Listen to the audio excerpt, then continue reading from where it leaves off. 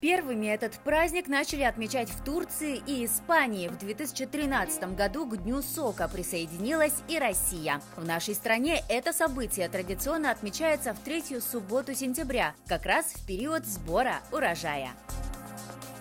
Известны следующие разновидности соков: натуральные, соки с сахаром, купажированные, концентрированные, соки с мякотью, нектары и сухие соки. Разберем основные. Натуральные соки из фруктов и овощей получают только из спелых и неиспорченных плодов. Максимальная концентрация полезности в таком виде сока хранится лишь в первые 4 часа после приготовления. После витаминов уже становится меньше.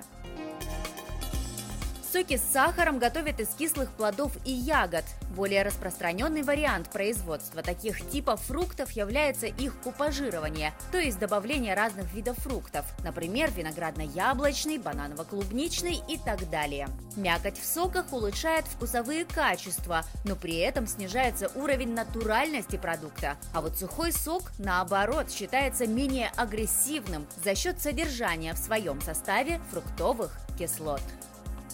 По мнению специалистов, для современного человека соки являются одним из самых доступных способов получения витаминов, и соки необходимо включить в свой рацион. При правильном питании рекомендуется ежедневно употреблять 400 грамм фруктов и овощей или заменить 1/5 части стаканом сока. Отметим, что человеку в день необходимо 15 минералов и 14 витаминов. В соках содержится 13 и 11 этих полезных веществ.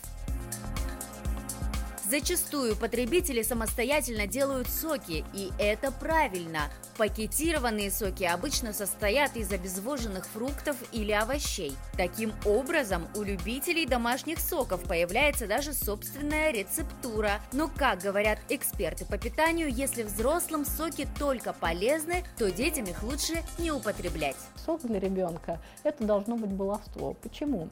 Потому что сок содержит очень много слишком активных веществ, но не имеет жмыхов. То есть сок в природе не существует. Кокосовый сок есть, да, пожалуйста, его можно пить, но он немножечко другой. Согласно статистике, потребление соков в России значительно ниже, чем в западных странах. Возможно, это связано с тем, что в нашей стране зима сурова как нигде в мире. И в завершении пара советов. Если вы на диете, то употребляйте овощные соки. Они подавляют аппетит. А вот самым высококалорийным считается гранатовый сок.